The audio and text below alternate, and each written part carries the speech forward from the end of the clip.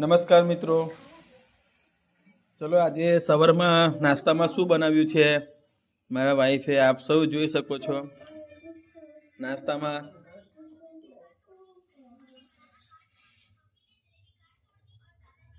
તો ચાલો મિત્રો, બધા ચા નાસ્તો કરવા માટે સાથે તીસા તમન્ના બધા જ છે.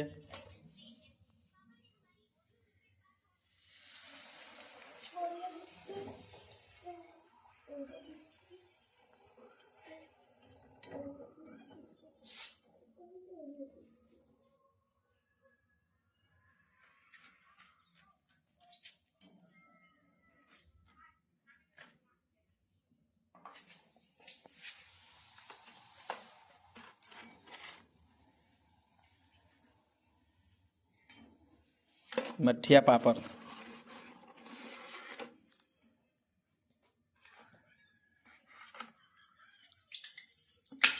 પછી આ મસાલો નાખશે ને પછી કે ચોરાફળીનો મસાલો છે મિત્રો, જુઓ.